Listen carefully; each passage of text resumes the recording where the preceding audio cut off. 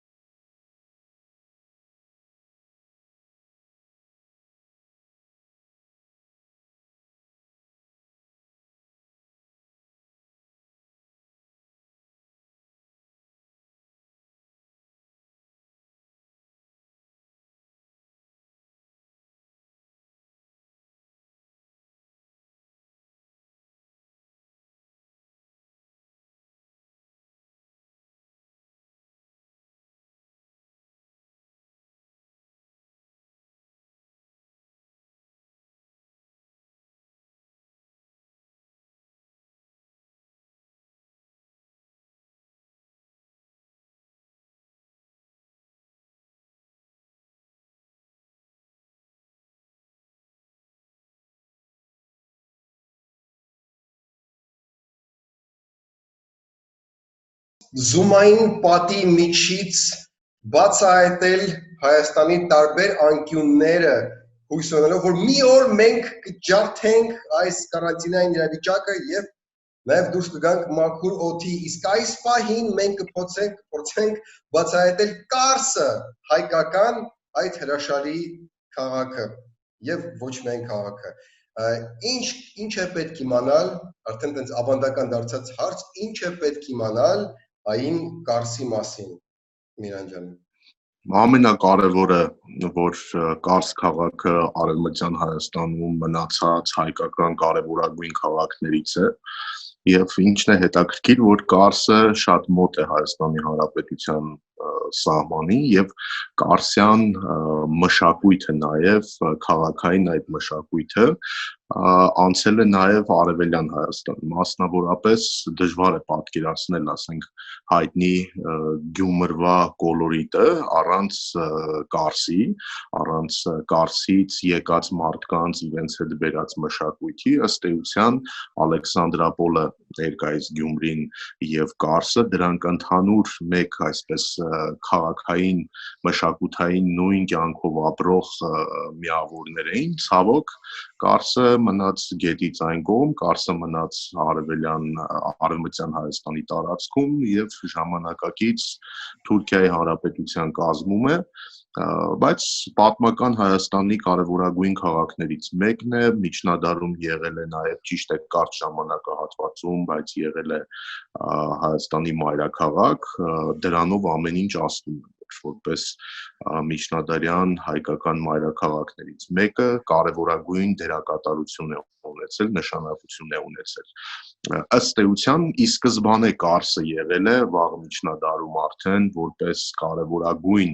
ռազմական նշանակություն ունեցող այսպես ամրություն, ամրոց, որի շուրջ հետագայում արդեն ձևավորվել է քաղաք, քաղաքը եղել է բավականին զարգացած թե հոգևոր տեսանկյունից, թե տնտեսական տեսանկյունից, բնականաբար, երբ որ վերածվել է մայրաքաղաքի, նշանակում է ամբողջ կառավարչական, ադմինիստրատիվ ամբողջ այդ ռեսուրսը կենտրոնացված է եղել մայրաքաղաք Կարսում։ Հետագայում իհարկե մի շարք արշավանքների հետ կապված սելջուկյան արշավանքների, հետո արդեն վերջնականապես Լենգ Թեմուրի արշավանքի ժամանակ քաղաքը ամայացել է,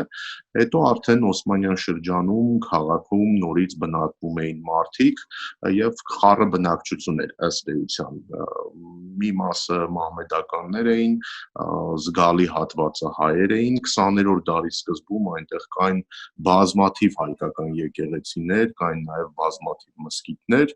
եւ 19-րդ դարի կեսերից արդեն Կարսը մի կարճ ժամանակահատվածով պատմական պատմության առումով կարճ ժամանակահատվածով նաև ցարական Ռուսաստանի կազմում էր։ Ինչու՞մ էր Կարսը կարևոր, Կարսի ստրատեգիական դիրքը, որովհետև ռազմավարական տեսանկյունից Կովկասի սիրտը համարվում է Թիֆլիսը։ Թիֆլիսն էր Կովկասի սիրտը եւ եթե Կարսի ամրոցը քոնը չի, ամրությունները քոնը չի, իսկ 19-րդ դարում Կարսի ամրությունները, ռազմական հնարավորությունները ամբողջ աշխարհով էր հայտնի։ Այսինքն համաշխարհային նշանակության ամրություններ էին դրանք, էլի, եւ Կարսը եթե քոնը չի, ճանապարհը դեպի Կովկասի սիրտ, դեպի Թիֆլիս բաց է։ Կարսը պաշտպանում էր որպես ռազմական ամրություն, ռազմական նշանակության հենակետ, պահպանում էր Կովկասի սիրտը նվաճողներից։ Եվ միայն 1921 թվականին արդեն պայմանագրով, հայտնի Կարսի պայմանագրով, Մոսկվայի հետո Կարսի պայմանագրով, Կարսը արդեն անցավ ժամանակակից Թուրքիային։ Սա եթե հակիրճ Կարսի այսպես պատմությունն է, քաղաքական պատմությունը։ Կարսը արևելյան Հայաստանի մաս էր, չէ՞, նաև ռուսական կայսրության կազմում եւ քանի որ Գյումրիի հետ զուգահեռ անցկացրեցիր, ուզում եմ հիշեի Կարսը արևելյան բարբարով էր, չէ՞, խոսում, ոչ արևմտյան բարբարով, չէ՞։ Արևելահայերեն են կար հիմնականում այսպես հայտնի է ավելի շատ որպես անի Չարենցը նորմալ, այսինքն բնականաբար արևելահայերեն էր եւ ոչ արևմտահայերեն, բայց այնուամենայնիվ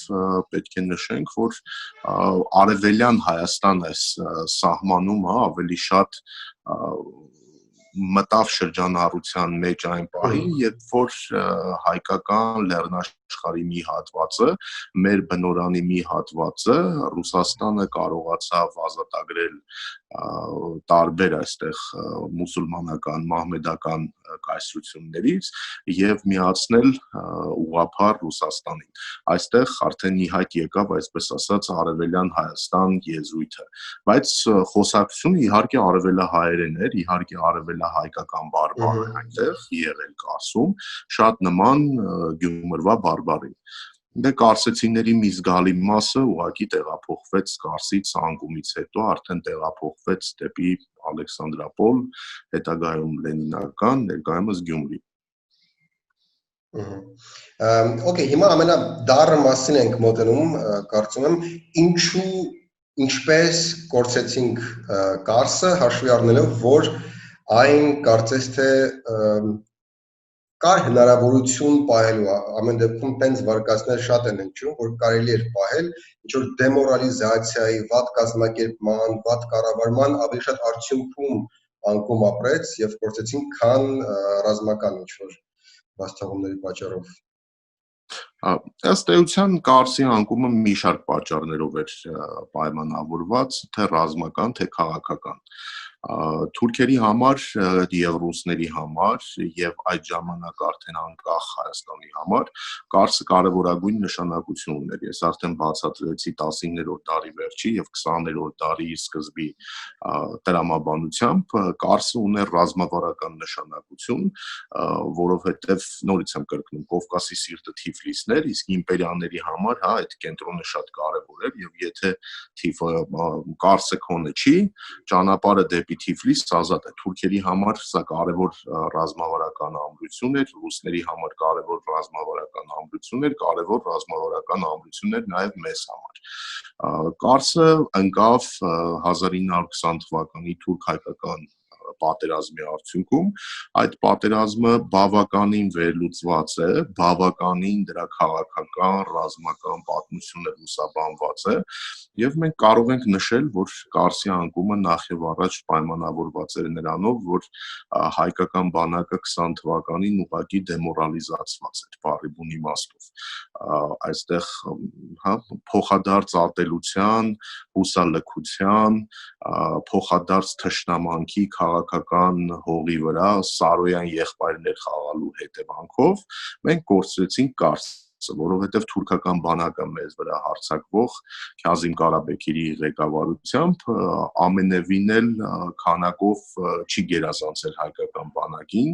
եւ առանձնապես զինվածությամբ նաեւ չի գերազանցել։ Ըստ էության թուրք-հայկական պատերազմում մենք պարտություն ենք կրել ոչ թե քանակներից ելնելով, այլ պարտություն ենք կրել կամ զինված զենքի սպառազինության տեսանկյունից մենք պարտություն ենք կրել տակտիկական գործողություններում, որ չեն կարողացել թուրքական բանակի դիմագրավել ճիշտ պաշտպանություն կազմակերպել եւ պարտություն են կրել հիմնականում այդ բարոյահոգեբանական մթնոլորտի հետևանքով։ Կարսը ուղղակի առանց մարտի կարելի է ասել հանձնվեց, Կարսում լուրջ մարտեր չեն գնում, չեն գնացել եւ դա մեր պատմության ամենախայտառակ էջերից մեկն է։ Եվ կարծում եմ Կարսի անկումը լրջագույն, այսպես սթափեցնող մի պատմական էջ է մեր ժողովրդի համար, որպեսզի մենք միշտ հիշենք, որ երբ մենք միմյանց ատում ենք, երբ քաղաքական հողի վրա մենք թշնամանում ենք, մեր հարևան, մեր նկատմամբ թշնամական նկարտումներ ունեցող հավակնություններ ունեցող պետական կազմավորումները մեզ միշտ հաղթում են, այդպես է եղել։ Երբ մենք միասնական ենք, երբ գլխավորի հարցում մենք կարողանում ենք միավորվել, երբ մեր երկիրը փրկելու հարցում կարողանում ենք միավորվել, մենք հաղթում ենք։ Կարսը մեր ցավալի, ամենացավալի էջերից մեկն է եւ հետաքրքիր է նաեւ, որ ներկայիս հայ-թուրքական հարաբերությունները այնուամենայնիվ կարգավորվում են այսպես ասենք, չարաբաստիկ Կարսի պայմանագրով։ Դրանից հետո այլ պայմանագիր հայկական եւ թուրքական պետականությունների միջև ուղղակի ըստ էության գոյություն չունի։ Մենք արդեն 99 տարի է այդ պայմանագրով ենք մեր հարաբերությունները պայմանագրով թույլ տվող հնարավորությունների սահմանում կարգավորում։ Լավ, փորձենք մի փոքր ավելի մեր ժամանակներ եթե գալ եւ հասկանալ ինչ է իրենց ներկայացնում Կարսը այսօր համ մեզ համար, համ աշխարհի համար։ Մենք անցած անգամ խոսում ենք Անիի մասին եւ այնտեղ բավական տենց տուրիստական, ենթակառուցված կարելի ասել, որոշ եկեղեցիներ կարելի է տեսնել եւ ընդհանուր այդ պատմական մասը լավ պահպանված է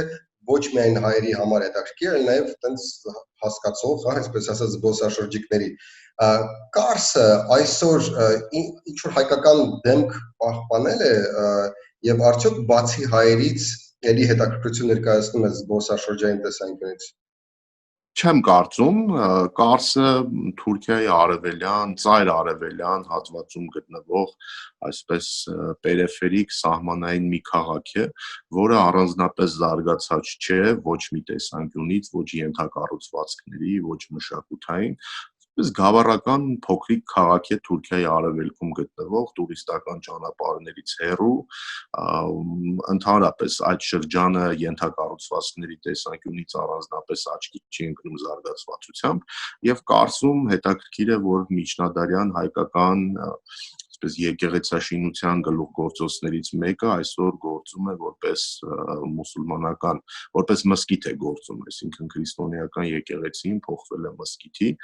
եւ դա ծառայում է որպես մզկիթ։ Կարսում կան նաեւ հայկական եկեղեցիներ լքված, որոնք չեն գործում, բայց դրանք չեն մահմեդականացվել։ Ըստ էության Կարսի նշանակությունը մեզ համար, հայերիս համար շատ պատմական է, որովհետև դա մեր հայրենի քաղաքներից է, դա պատմական Հայաստանի մայրաքաղաքներից մեկն է եղել, այնտեղ մենք ունենք հոգևոր մշակութային ժառանգություն թողած եւ դա մեզ համար շատ թանկ է։ Նաեւ միայն թե Եղիշե Չարենցը, որ Կարս քաղաքից էր եւ Կարինե Քոթանջյանին թողած Կարսում այսպես անընդհատ փոխանցում էր, դրա այդ փոքրիկ մի տողի մեջ երևի թե մի ողջ ժողովրդի ողբերգություն կա, այդ ողբերգության էներգետիկան կա։ Սա մեր համար Կարսի նշանակությունը դա է, թուրքերի համար երևի թե սովորական, այսպես գավառական, ծայրամասային մի քաղաք է, որի վրա առանձնապես ուշադրություն դարձնող էլ չկա ժամանակակից Թուրքիայում։ Ես կասեի, որ երկու տարբեր մշակութային բևեռ ենք մենք բերել մեզ այդ Կարսից, դա Ղարսի խորովածն է, որը սենց դառավ համահայկական fast food, եւ երկար ժամանակ մինչեւ հիմա փոխարինում է այդ ամերիկյան ֆաստ-ֆուդերի ցանցերը եւ դե Չարենցը մի քիչ մյուս ծառայությունից այդ երկու կարսի սիմվոլները մինչեւ հիմա կարծես շատ ամուր են մեզ մեջ եւ ինձ թվում է դեռ Ղարսի խորոված ասվածը, քանի որ Կարսում բնակչությունը շատ էր երանգների տեսանկյունից, ազգային պատկանելության տեսանկյունից եւ Կարսում հոց մահմեդական բնակչություն կար եւ այդ շաուրմայի մշակույթը փաստորեն երբ որ այնտեղից տեղափոխվել էր, ուղղակի այն ժամանակ այդպես արաբական, մերձավոր արևելյան այդ մշակույթը ավելի շատ տեղայնացվել եւ ստացել էր այսպես քան որ ղարսեցիներն էին վերել, ղարսի խորոված անվանումն էր ստացել, նա շաուրմա ասվածը, բայց զուտ այսպես սիմվոլիկ տեսանկյունից, հայտնիության տեսանկյունից Կարսը երևի թե այո, Կարսը հայտնի է Եղիշե Չարենցի որպես ծննդավայր, Եղիշե Չարենցի քաղաք եւ մեր կենցաղում էլ հա ղարսի խորոված ասվածը բավականին տարածված է։ Շատ լավ, դե հուսանք իրոք այս զումային եւ անհասկանալի վիրուսային վիճակը մոտենում է ավարտին, հետաքրքիր է դեպ Կարսում ինչպես է այդ վիճակը ինչպես են այնտեղ դիմանում Մենք երևի թե ճիշտ կլինի մեր հեռուստադիտողին խոստանանք, որ այս իրավիճակներից հետո, երբ մենք արդեն կարողանանք հրաշալի Հայաստանը ներկայացնել մի փոքր այսպես ասենք ոչ զումային տարբերակով հենց տեղում երևի թե առանձին մենք նախագծով անդրադառնանք արևմտյան Հայաստանի քաղաքներին մեծ հաճույքով ես անձամբ Սերգեյի հետ միասին կայցելենք նաև արևմտյան Հայաստանի քաղաքներ, մասնավորապես Կարս, մասնավորապես Անի եւ հենց այնտեղից տեղում աշխատելով ներկայացնենք մեր հեռուստադիտողին հրաշալի Հայաստանը արդեն ոչ զումային, մի փոքր այլ ավելի կենթանի տարբերակով, ավելի գեղեցիկ տարբերակով, որը կարծում եմ օգտակար է, որովհետև մեր պապերի թողած պատմամշակութային ժառանգությունը այնուամենայնիվ մեր ուշադրության կարիքը ունի եւ մենք պետք է այդ մասին միշտ հիշենք, ներկայացնենք, հնարավորության սահմաններում գեղեցիկ ներկայացնենք, իմաստալից ներկայացնենք, որպեսզի կարողանանք հաջորդ սերունդներին էլ փոխանցել այն հիշողությունը, որը մենք ստացել ենք մեր պապերից, մեր նախորդ սերունդներից։ Շատ լավ, եթե մեզ լսում է այժմ կորոնավիրուսը, իմացիր, որ հավերժ չես կարողանում ես պահել այս 4 պատի մեջ։ Սա հրաշալի Հայաստանն էր։